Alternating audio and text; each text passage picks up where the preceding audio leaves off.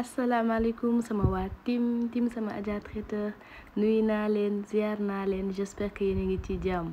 suñu weer bu sell baa ngi tàggoo de yal na yàlla defal ñëpp jàmm remercier suñu ay partenaires le groupe agroalimentaire Seifa tey dañ leen di indil benn recette bu hyper délicieuse rouleau de pommes de terre à la viande hachée mu nekk benn recette bu délicieuse ñu dem gaaw ci ingrédients yi pomme de terre 700 grammes leen jël dañ ko râpé moo nekk nii jëlee sa pomme de terre raxas ba mu set xool li râpé ko viande hachée 250 grammes lañ def tey parce que recette bi soxlawut viande bu bëri donc 250 grammes ça va suffire buñ ci paree ñu ngi ciy teg suñu soble aussi 200 grammes soble bi aussi lu yam rek pour viande hachée bi lay àndal nga dagg ko dagg yu sew suñu ay poivron tey def nañ vert def nañ jaune def nañu rouge mu gind ñu ci goût bu doy waar carotte râpée damay utiliser ay carottes ak ay poivron navet ci samay viande hachée histoire de consommer beaucoup de légumes farine benn kuddu gu mag dina doy donc su ngeen amee ay xale seen kër da leen daggati légumes yi di ko def ci togg yi suñu nokkas sama Adja Traiteur léegi moom ñëpp xam nañ ko dootuñ leen ko présenter donc may wax da leen favoriser di def légumes yi ci seen togg yi di ko daggati xale yëpp di ko consommer ak mag ñi ñeenti nen moo nekk noonu 4 œufs ñu daal di koy teg nànk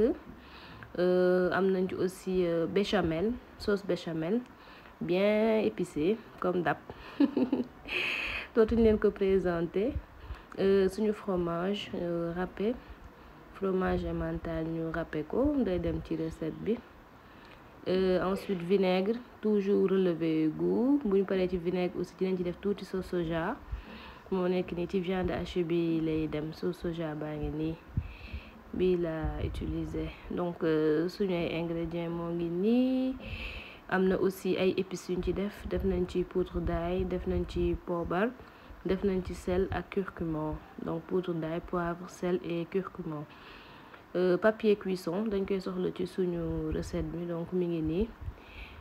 papier cuisson am na ci supermarché yëpp marché aussi ci quantité mag yi da koy am jëlal sa pomme de terre xolli ko daal di koy raxas râpé ko mi ngi nii râpé ko ba mu ci grattoir râpé bu dijji bi nag jarul muy sew râpel yëpp dafay gaaw vite fait bien fait gis ngeen ñeenti pomme de terre bi ma ko pesé ça faisait 700 grammes donc recette bi 3 à 4 personnes mën nañ ci lekk bu fekkee da ngay def accompagnant ay salade ay mburu et tout ça ça dépend daal jëlee sa saladier sotti ci sa pomme de terre bi nga xamante ni da nga ko râpé gis ngeen moo nekk nii soo paree nga jël ñeenti nen yi daal di ci sotti waa keñ daal di jël sa farine pour mu am benn consistance la sotti ci benn kuddu gu mag dina doy ak suñu épices yi ay poivre sel ak curcuma ku mu neex nga yokk beneen épice boo bëgg mais bon man je suis un peu raisonnable ci épices yi quand même bëgguma di def togg épicé ba mu wexaat yëngalal les ingrédients yi nga def yëpp nga mélanger ko ba mu maase gis ngeen yëngalal dina neex a mélanger parce que nen bi ak pomme de terre moo tax yëngalal ba mu maase nii lay mel à la fin jëlal sa papier cuisson nga daal di dagg teg ko ci sa plateau four étaler ko ci nii ku mu neex nga diw beurre nag pour comme ça démoulage bi yomb j'avoue que boo ci diwee beurre ci la démoulage bi di gën a yomb aussi nga éviter comme liquide bi ni muy toqee ne mu parce que man daf ma dal donc après dafa nekkoon suuf papier bi indiloon na ma tuuti difficulté pour ma détacher ko donc ma leen di conseiller ngeen diw beurre ci papier cuisson bi éviter dara tuuru donc gis ngeen dama mujj gas xëcc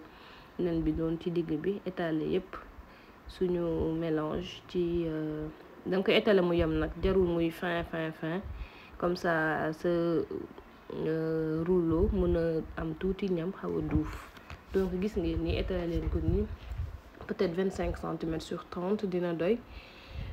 comme ça après da ngay am kii bu normal jëlal suñu plateau mi ngi noonu ñuy dugal suñu four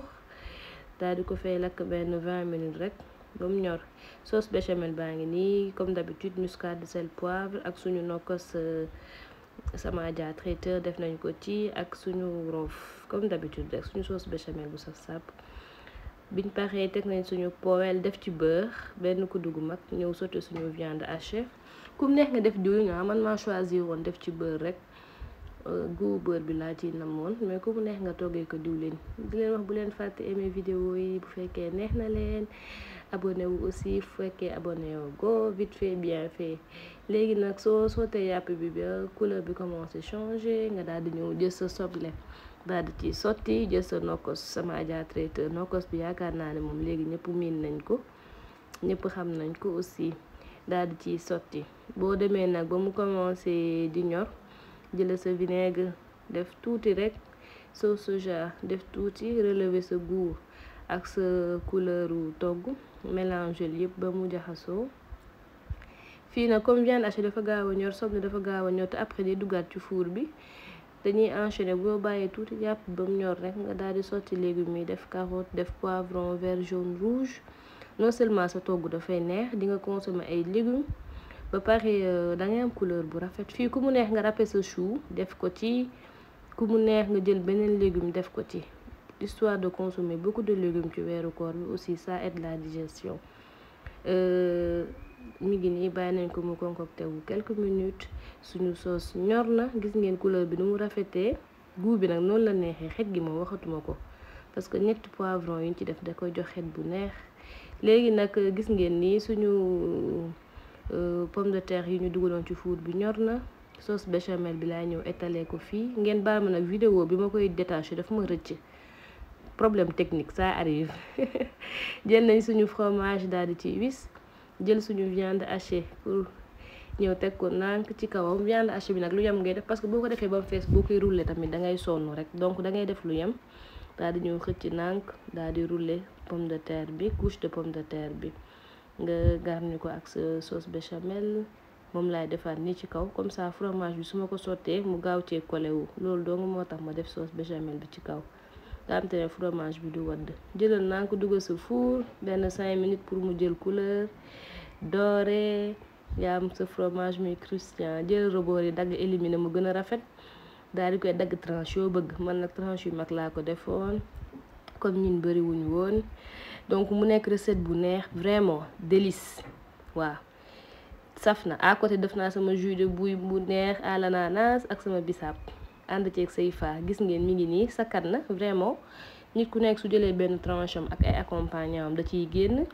mu nekk ndogu bu neex boo amee say gan mu nga ko def mu nga ko defal sa bopp gis ngeen ci biir élément yëpp a ngi nii remercier suñu ay partenaires le groupe agroalimentaire Seyfa koor gi mi ngi jeex mais ñun ak ñoom jeexagul ñu ngi ànd ak ñoom ci yeneen ni recette incha allahu rabbi remercier ñëpp sama Adja traiteur mi ngi leen di gërëm di leen jaajëfal di leen jox rendez-vous très prochainement pour yeneen ni recette ñu ngi ci réseaux sociaux yooyu yëpp